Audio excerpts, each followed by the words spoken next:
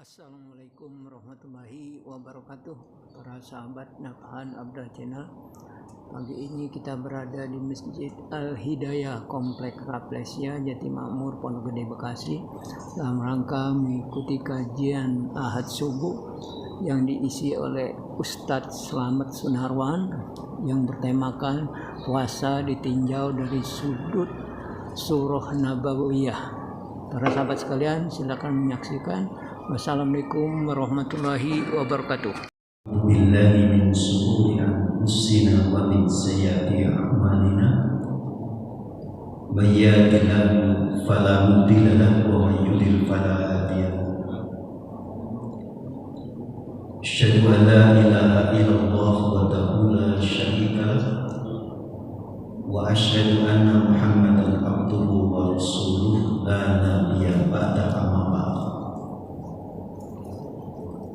Faqad qala Allah Ta'ala fi muhkami kitabih, ya ayyuhalladzina amanu kutiba 'alaikumus shiyam kama kutiba 'alal ladzina min qablikum la'allakum tattaqun. Faqala Rasulullah sallallahu alaihi wasallam, qad ja'akum Ramadan syahrul mubarak. Bapak dan Ibu yang senantiasa dirahmati Allah, mari kita bersyukur kepada Allah, karena dengan bersyukur kepada Allah, Allah akan menambah nikmat-nikmatnya kepada kita. Dan mari kita bersolawat kepada Rasulullah SAW, tanda mahabbah kita, tanda cinta kita, sehingga kita dicatat oleh Allah termasuk umatnya yang setia, yang akan mendapatkan syafaat di yaumil qiyamah nanti. Bapak Ibu sekalian, tema kajian sirah di pagi hari ini, tema yang kami angkat ke permukaan, puasa ditinjau dari kajian sirah. Jadi puasa ditinjau dari kajian sirah Nabawiyah. Bapak Ibu sekalian,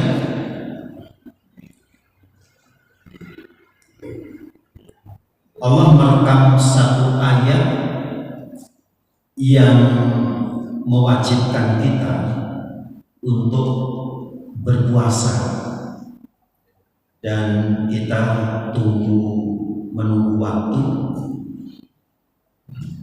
Kemungkinan hari Sabtu itu sudah Ramadan yang pertama.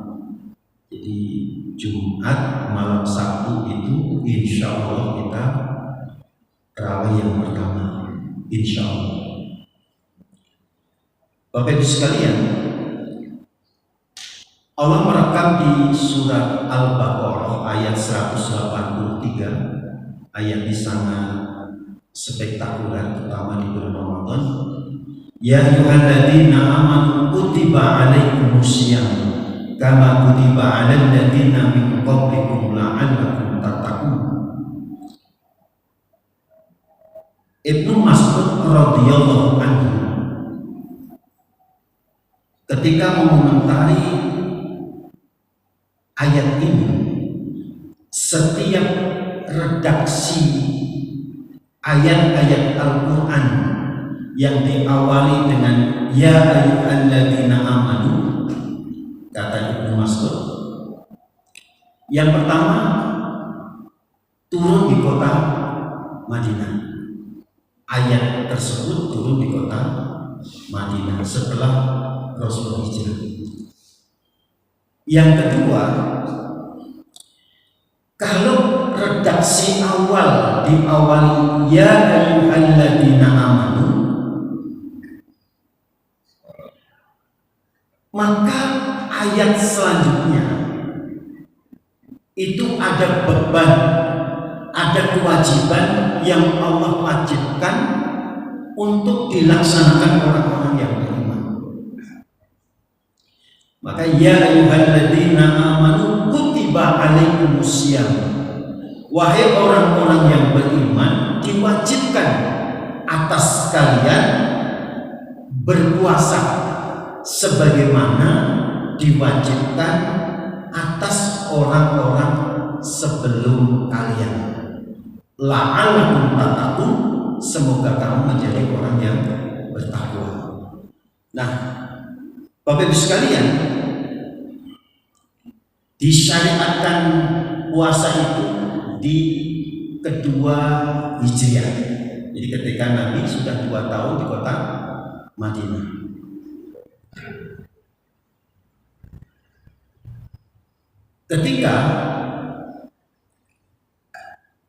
Ketika ayat ini turun, Bapak Ibu sekalian, Rasul mengatakan, qad ja'akum Ramadan, telah datang kepada kalian bulan suci Ramadan, syahrul mubarakun, bulan yang penuh dengan keberkahan. Imam Al-Ghazali ketika menafsirkan mubarakun itu berlapis-lapis kebaikan, bertumpuk-tumpuk kebaikan di bulan Ramadan itu, berbagai macam kebaikan di bulan Ramadan. Makanya Rasulullah SAW dan para sahabat itu sangat senang, sangat antusias menyambutnya sang tamu agung itu yang berkah itu. Seharusnya Bapak Ibu sekalian, kita dan keluarga kita senang, bahagia menyambut datangnya bulan suci Ramadan. Masalah rezeki, masalah pakaian, insya Allah akan dicukupi oleh Allah itu di bulan Ramadan. Jadi berkah. Jangankan seorang muslim, non muslim pun kalau di bulan Ramadan itu juga kejatuhan keberkahan. Yang bisnis pakaian itu berlipat-lipat keuntungannya. Bahkan banyak juga orang non muslim bisnis kurma. Itu saja orang non muslim ketiban keberkahan, apalagi kita, Bapak Ibu sekalian. Apalagi muslim yang taat kepada Allah. Nah, kita lihat ayatnya, Bapak Ibu sekalian. Wahai orang-orang yang beriman, diwajibkan atas kalian berpuasa sebagaimana diwajibkan terhadap orang-orang yang terdahulu. Saya mencatat di buku sirah itu, Bapak Ibu sekalian. Berarti perintah puasa ini bukan umat Rasulullah, tapi umat-umat sebelum Nabi itu juga sudah diwajibkan berpuasa. Saya memakai buku Imam Ibnu Katsir.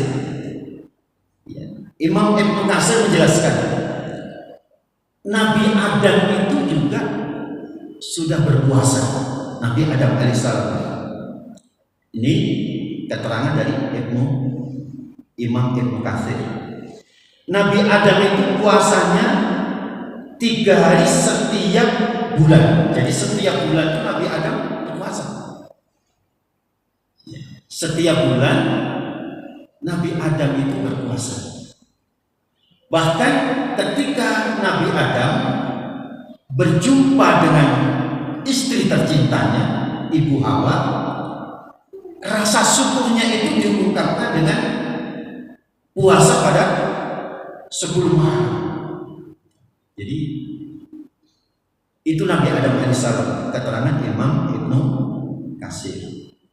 Nah, kalau ini yang diambil oleh Rasulullah, puasa 3 hari Yaumul Bid, itu setiap tanggal 13, 14, 15 di pertengahan bulan, pas bulan purnama, di tengah-tengah bulan itu diabadikan oleh Rasulullah SAW ketika tanggal 13, 14, 15 Itu Nabi Adam pun sudah berpuasa.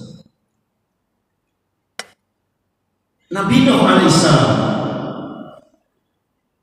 Imam Ibnu Katsir juga menjelaskan Nabi Nuh alaihissalam itu 1 tahun penuh berpuasa. Dan puasanya Nabi Nuh itu ketika menyelamatkan orang-orang yang beriman di atas bahtera. Jadi orang yang beriman masuk ke dalam kapal, kapal itu berjalan. Ini kata Imam Ibnu Katsir, 1 tahun penuh Nabi Nuh alaihissalam itu berpuasa. Kecuali 2 hari raya. Di sejarah itu dikutip hari raya Idul Adha, Idul Fitri itu tidak berpuasa, tapi setahun penuh itu puasanya di atas kapal sedang berjalan. Nabi Musa alaihissalam. Nah, Nabi Musa alaihissalam ini dikutip oleh Imam Al-Qurtubi, sama ahli tafsir, legendarisnya tafsir, Imam Ibnu Katsir, Imam Al-Qurtubi. Nabi Musa alaihissalam, Bapak Ibu sekalian, 30 hari berpuasa sebelum dialog dengan Allah. Jadi Nabi Musa itu salah satu nabi yang sering ngobrol dengan Allah, sering berkomunikasi dengan Allah secara langsung. Walaupun Nabi Musa itu tidak bisa melihat wajahnya Allah. Jadi sebelum ketemu dengan Allah, sebelum berkomunikasi, itu puasa 30 hari. 30 hari dibatalkan sehari. Jadi 30 hari puasa berturut-turut, 1 hari dibatalkan, ditambah 10 hari. Jadi Nabi sebelum Rasul sudah berpuasa, baru ketemu dengan Allah, baru berdialog dengan Allah. Ini pendapat Imam Al-Qurtubi. Nabi Daud alaihissalam itu puasanya sehari puasa, sehari tidak berpuasa. Walaupun Aisyah menceritakan Nabi jarang melakukan ini. Jadi Nabi Daud itu, puasa Nabi Daud sehari puasa, sehari enggak, sehari puasa, sehari enggak, selang-seling. Tapi Nabi, kata Aisyah radhiyallahu anha, jarang Nabi melakukan. Kenapa? Takut memberatkan umatnya. Namanya seseorang, ibu-ibu itu ada yang kuat, ada yang lambungnya kuat, bapak-bapak ada yang kuat, ada yang kurang kuat, sehingga Nabi jarang melakukan. Satu, tidak mau Nabi itu memberatkan umatnya. Yang kedua, kata Aisyah radhiyallahu anha, takut kalau Nabi sering melakukan, dianggap sebuah kewajiban. Ini juga takut memberatkan umatnya. Itu Nabi Daud alaihi salam. Putra Nabi Daud alaihissalam. Jadi ini luar biasa, Nabi Daud punya anak namanya Nabi Sulaiman alaihissalam. Bisa bicara dengan burung. Jadi Nabi Sulaiman itu kan sering dikerumuni burung-burung. Bahkan burung itu diperintahkan mencari tempat-tempat yang belum tersentuh dakwah. Jadi burung itu sering diperintahkan Nabi Sulaiman ngecek tempat-tempat yang belum diajarkan tauhid, nyari pedesaan-pedesaan, perkampungan-perkampungan yang kampung itu belum tersentuh oleh dakwah, belum tersentuh oleh Islam, baru dilaporkan kepada Nabi Sulaiman. Dan ini kelebihan Nabi Sulaiman, juga bisa bicara dengan semut, bicara dengan semut. Jadi Bapak Ibu sekalian, kemahakuasaan Allah itu, kemahakuasaan Allah itu, makhluk yang mati pun dia bertasbih kepada Allah, mengesahkan Allah, mengagungkan Allah. Contohnya apa? Ketika Rasulullah memberikan taujih, nasihat gitu, Nabi sering memegang pohon kurma. Ini riwayat yang pertama. Riwayat pertama, Nabi itu sedang tausiah, berdakwah, itu sering Nabi megang kurma, pohon kurma. Maka ada juga kadang-kadang di beberapa masjid itu ada kayak semacam tongkat gitu. Nah, Nabi sering megang pohon kurma. Ini riwayat yang pertama. Riwayat yang kedua, itu pohon kurma itu sudah dipotong-potong untuk berpijak kakinya Nabi. Pada saat itu, ibu-ibu di sekitar Madinah, di sekitar Masjid Nabawi, betapa sayangnya kepada Rasulullah, ibu-ibu itu bikin podium dari pohon kurma.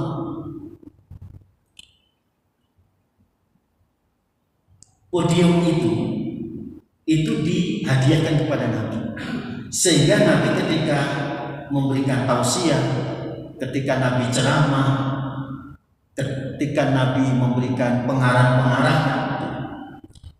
tadi Nabi nggak megang lagi pohon kurma dan tidak menginjak lagi potongan-potongan batangan pohon kurma.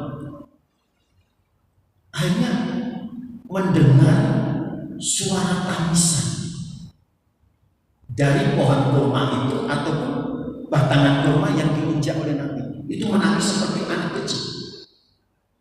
Akhirnya Nabi mendekat, dipegang lagi pohon kurma itu dan diinjak lagi, terdiam.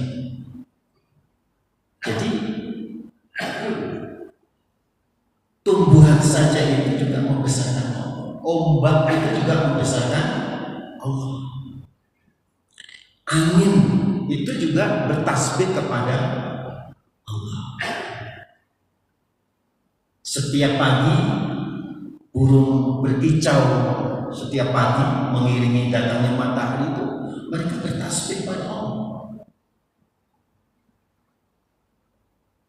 Nah, kalau hewan saja, tumbuhan saja, ombak saja, angin saja tunduk kepada Allah, bertasbih kepada Allah, mengagungkan Allah, apalagi manusia yang diberi kelengkapan secara sempurna nikmat-nikmat Allah. Seharusnya ketaatan kita semakin sempurna, ibadah kita semakin sempurna, karena nikmatnya kita lebih besar. Itulah Bapak Ibu sekalian, Nabi Sulaiman itu bisa bicara dengan angin, bahkan angin diperintahkan ngalor. Ayo aku angkat ke ngidul. Itu perintah Nabi Sulaiman. Itu kelebihan di sini. Nah, Nabi Sulaiman alaihissalam ini puasanya dicatat para ulama, pertama 3 hari awal bulan. Jadi Nabi Sulaiman itu alaihissalam itu puasanya 3 hari awal bulan. Yang kedua puasanya di pertengahan bulan, 3 hari juga, dan 3 hari menjelang penutupan bulan. Jadi 9 hari. 1 bulan Nabi Sulaiman itu berpuasa 9 hari. Ini luar biasa. Ini makanya nanti bedakan mana antara umat-umat terdahulu dengan Rasulullah ya. Kita lihat Bapak Ibu sekalian. Sekarang kita masuk ke kisah Nabi Ibrahim. Nabi Ibrahim yang mendapatkan julukan gelar yang sangat terkenal Sang Khalilullah, orang yang sangat dicintai Allah. Beliau ini pendapat Imam Asy'ari, beliau merekam tentang kisah ini. Nabi Ibrahim itu 3 hari dalam 1 bulan. Jadi 1 bulan itu puasa 3 hari. Termasuk ketika Nabi Ibrahim digotong, dilempar ke tengah-tengah api yang berkobar-kobar itu oleh Raja Namrud, itu Nabi Ibrahim dalam keadaan saum, dalam keadaan berpuasa. Itu Nabi Ibrahim bersaum. Makanya walaupun secara kasat mata di depan mata Raja Namrud dan kaumnya yang kafir, wah ini pasti mati, pasti terbakar. Tetapi justru di situ Allah kasih mukjizat, api yang menjilat-jilat itu, api yang berkobar-kobar itu bagi Nabi Ibrahim sejuknya luar biasa. Jadi sangat sejuk. Nah itu Bapak sekalian. Nah kita masuk ke Nabi Isa binti Maryam, Nabi Isa alaihissalam. Ini dikutip oleh Imam Ibnu Katsir. Nabi Isa alaihissalam 1 hari puasa, 2 hari berbuka. Jadi Senin puasa, Selasa Rabu nggak puasa. Terus nanti Kamis puasa, Jumat Sabtu nggak puasa. Itu puasa Nabi Isa alaihissalam.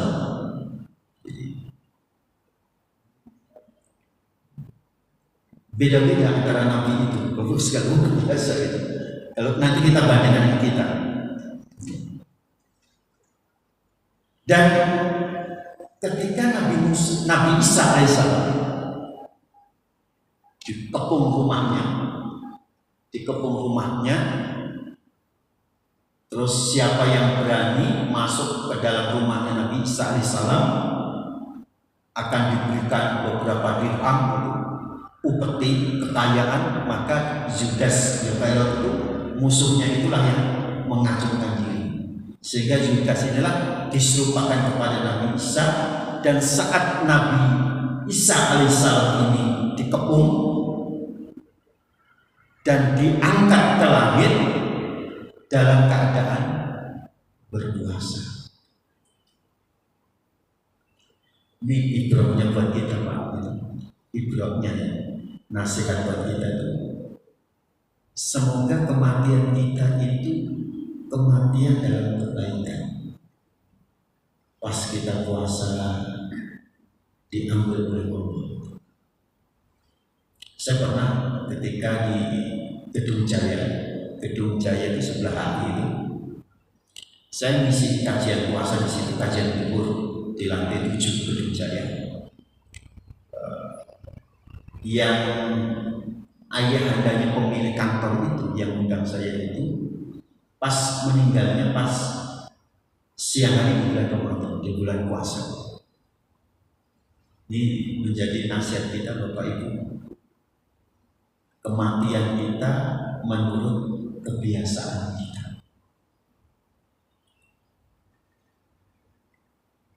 Yang mati kebakar di karaoke kemarin, yang mati cantik-cantik itu, bukan cantik, cantik. Kalau cantik kan biasa ibu-ibu, lebih cantik kan cantik, pramugari. Kenapa Allah letakkan kematiannya pas di karaoke itu? Karena memang dia senang ke karaoke.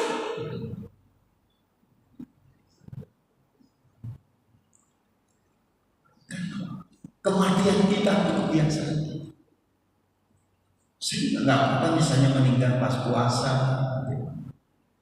meninggal pas berbuka puasa. Utsman bin Affan itu dikepung rumahnya. Maka kata Nabi, Utsman kematianmu nanti di zaman fitnah. Betul, pada saat itu Utsman bin Affan, khalifah yang ketiga setelah Abu Bakar, Umar, Utsman, itu dipekung di rumahnya dalam keadaan berpuasa. Dan Utsman itu dalam sejarahnya sedang mengkatamkan Al-Quran, megang mushaf Quran. Ali bin Abi Thalib pada waktu itu kirim surat ke Utsman. Utsman, aku punya 20.000 pasukan. Butuhkah kamu bantuan? Kata Ali bin Abi Thalib, kirim surat. Kata Utsman, dulu aku merekam wasiat Rasulullah SAW, orang yang aku cintai. Kata beliau, meninggalnya aku dalam keadaan zaman fitnah, sehingga dikepung rumahnya berhari-hari. Setelah tilawah Quran, setelah sholat asar di rumahnya, Utsman bin Affan itu ditemui oleh malaikat. Nah, ini ada mengatakan rahmat, ada mengatakan Jibril ditemui dalam mimpi itu, mimpinya Utsman itu. Utsman, apakah engkau tidak bisa sholat berjamaah di Masjid Nabawi? Benar. Ini dalam mimpi setelah sholat asar baca Quran, tertidur. Mimpinya itu, Utsman, apakah engkau tidak bisa sholat berjamaah di Masjid Nabawi? Benar. Aku dikepung, tidak bisa sholat berjamaah di masjid. Utsman, apakah engkau hari ini sedang berpuasa? Benar. Aku dalam keadaan berpuasa. Terus nasihat dalam mimpi itu, baiklah, kamu nanti berbuka puasanya dengan Rasulullah SAW. Tidak lama kemudian didobrak oleh musuh, ditusuk dari berbagai macam tusukan di tubuhnya, dan Utsman mati sahih. Memang beda Pak dengan kita. Kita memilih, kita ya Allah matikan kami husnul khotimah aja, mati yang baik. Kalau orang Jawa tuh memanis simpati, meninggal kita bagus, pas suasana bagus, pas ibadahnya bagus.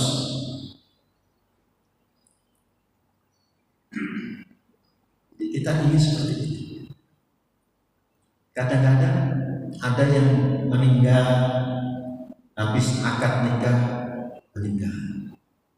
Kayak pramugari kemarin Bapak Ibu. Berarti kalau dia meninggalnya di karaoke, berarti dia sering kan karaoke. Glodok itu zaman saya SMP, itu tempat elektronik. Jadi amplifier, mic, terus CD, tentang itu murah banget gitu. Tapi setelah kekini-kinian, itu di lantai atas itu tempatnya bar, karaoke, diskotik, itu tempatnya. Saya mau berangkat ke sini tadi.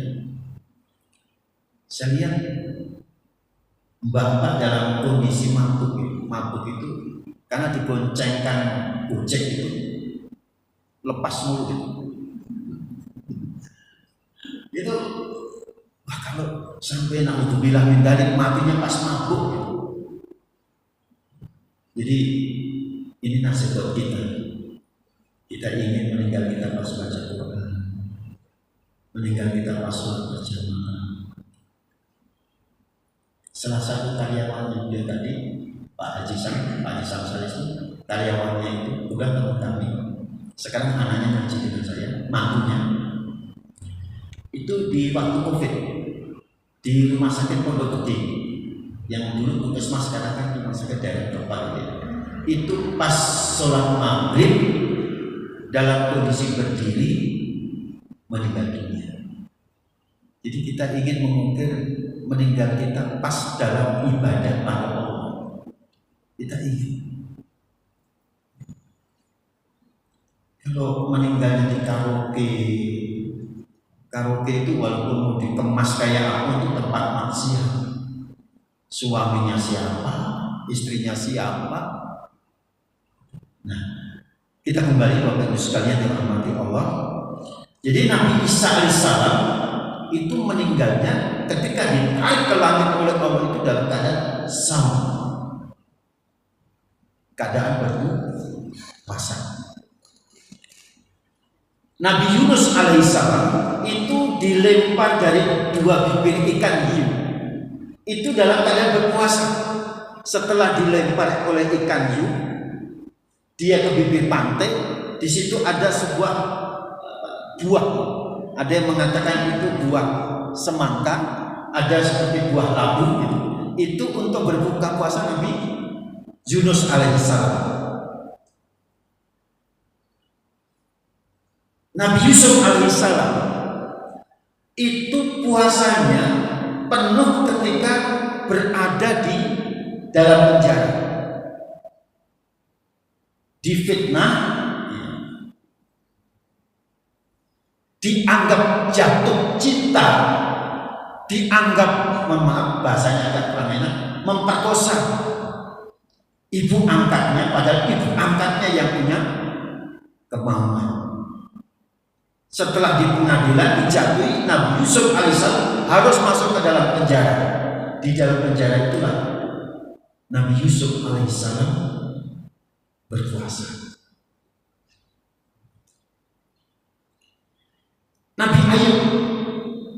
Nabi Ayub alaihissalam itu terkenal Nabi yang hidupnya penuh dengan berbagai macam penyakit. Budikan, udah pokoknya kulit itu, penyakit kulit itu nempel pada Nabi Ayub alaihissalam. Sampai riwayat itu apa, kayak jerawat yang melentung-melentung di tubuhnya itu, budikan itu meleleh, itu baunya luar biasa. Itu ujian Nabi Ayub alaihissalam. Sampai istrinya kabur, dicemooh sekitarnya. Itu Nabi Ayub. Dan ketika dicemooh oleh masyarakatnya, ditinggalkan oleh istrinya, maka Nabi Ayub alaihissalam banyak berpuasa. Jadi ini maka dikatakan tadi oleh Allah, ya ayyuhalladzina amanu kutiba alaikumusiyam kama kutiba alal ladzina min qablikum. Jadi umat-umat sebelum Rasul sudah berpuasa. Nah, kita Bapak Ibu sekalian, kita yang berpuasa setiap bulan Ramadan atau puasa sunat, berarti kita termasuk umat pilihan, umat yang mulia, seperti para nabi sebelum Rasul. Kalau nabi-nabi di sebelum Nabi Muhammad SAW mereka berpuasa, dan kita umat Nabi Muhammad kita berpuasa, itu berarti kita termasuk orang yang mulia. Karena Nabi itu orang yang mulia, maka ketika kita berpuasa termasuk orang yang mulia. Ini semangat kita untuk berpuasa. La'allakum tattaqun. La'allakum tattaqun. Kalau puasa kita benar, Bapak Ibu sekalian, maka kita akan menjadi orang bertakwa. Orang bertakwa itu, Bapak Ibu sekalian, kebutuhan kita akan dicukupi oleh Allah. Dan rezekinya dari Allah itu menurut Allah yang ngasih lewat ini. Manusia nggak tahu. Min haitsu la yahtasib. Rezeki yang di luar alam pikiran kita. Jadi kalau kita puasa dan kita menyandang gelar takwa, maka kebutuhan kita sehari-hari dicukupi oleh Allah lewat jalan yang tidak terduga oleh alam pikiran kita. Hebatnya dia. Jadi tak perlu takut orang Islam itu. Yang dekat dengan Allah luar biasa. Yang kedua, orang yang bertakwa itu akan diberikan jalan keluar dari problem-problem kehidupannya. Yaj'alahu makhraja. Jadi setiap kita punya masalah Bapak Ibu sekalian. Masalah dalam perjalanan. Nah Bapak Ibu sekalian, orang yang bertakwa itu problem hidupnya akan diselesaikan oleh Allah. Yang ketiga, walau anna ahlal qura amanu wa taqaw la fatahna alaihim barakatin minas samai wal ardh. Kalau penduduk sebuah negara, sebuah negeri, dia imannya bagus, takwanya bagus, la fatahna alaihim barakatin minas samai wal ardh. Allah akan tumpahkan keberkahan rezeki dari langit dan bumi. Jadi sebenarnya kita nggak perlu khawatir, nggak perlu bersedih jadi orang bertakwa itu. Iman kita bagus, ketakwaan kita bagus, kita istiqomah di dalam ketakwaan itu, Allah akan kasih rezeki dari langit dan bumi. Di surat Al-Ahqaf ayat 13, innalladzina amanu summastaqamu fala khaufun 'alaihim wa la hum yahzanun. Orang-orang yang beriman dia istiqomah artinya tetap istiqomah di dalam ketakwaannya. Mohon maaf, innalladzina qalu rabbuna Allah summastaqamu fala khaufun 'alaihim wa la hum yahzanun. Orang-orang yang beriman dia istiqomah, ajak istimror, konsisten, maka dia akan dihibur oleh Allah. Jangan khawatir, jangan takut, jangan bersedih. Jadi insya Allah Bapak Ibu sekalian, insya Allah istiqomah kita sampai kita menutup mata. Dan itulah kita harus menjadi orang bertakwa. Maka Bapak Ibu sekalian, yang paling pokok itu di bulan Ramadan itu puasanya, sholat rawatnya,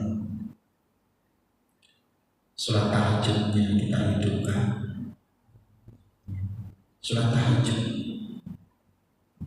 Dan Nabi mengajarkan puasa itu mengakhirkan sahur, mempercepat berbuka puasa. Jadi kurang lebih 50 ayat menjelang adzan subuh itu diakhirkan. Jangan cepat-cepat sahur jam 1, jam 2, tapi diakhirkan. Dan pahalanya lebih banyak, lebih berkah orang yang sahur ketimbang orang yang gak sahur. Dan mempercepat berbuka puasa. Patokannya apa? Adzan maghrib. Adzan. Jangan dulu supaya dianggap bagus nanti bukanya jam 7. Jangan. Adzan cepat, batalkan. Kalau Nabi dengan kurma basah. Ya kalau kita kolak satu cangkir. Nasinya nanti belakangan Bapak Ibu. Jangan berbuka semua, pisang goreng masuk, nasi masuk, ayam masuk, kelengar airnya nggak bisa terawat. Jadi Nabi itu begitu. Jadi tolong Bapak Ibu sekalian. Nah, yang perlu kita hidupkan Bapak Ibu sekalian, ketika kita membatalkan puasa kita, satu teguk air. Doa yang paling diijabahi itu doa ketika berbuka puasa. Doa minta apapun kepada Allah, Allah kabulkan. Yang kedua, orang yang berpuasa itu kebahagiaannya nanti ketika berjumpa dengan Allah, ketemu dengan Allah Subhanahu wa Ta'ala. Jadi itu. Dan terakhir, waktunya habis, tolong hidupkan etika. Nah ini Nabi itu menjelang wafatnya 20 hari iktikafnya. Tapi kalau biasa Nabi itu 10 hari terakhir. Itu Rasulullah kalau iktikaf 10 hari terakhir itu di masjid utuh, tidak pulang. Sampai Nabi itu kalau sudah sholat asar berjamaah dengan para sahabat, Nabi mandinya itu kadang-kadang Aisyah yang nyisiri dari pintu jendela rumahnya Rasulullah. Gitu ya Pak Haji ya. Kalau kita di sini sulit. Nah, insya Allah saya terus sekalian, semoga saya doakan Bapak Ibu senantiasa sehat walafiat dan umurnya dipanjangkan oleh Allah sehingga bisa ngomong anak cucu kita dalam keberkahan. Mudah-mudahan kita bertemu di bulan Ramadan. Semoga ketika Allah memanggil kita husnul khotimah, meninggal. Dan saya berdoa pada Allah semoga pertemuan ini nanti kita dipertemukan oleh Allah kembali di surga Allah Subhanahu wa taala. Kurang lebihnya mohon maaf. Wassalamualaikum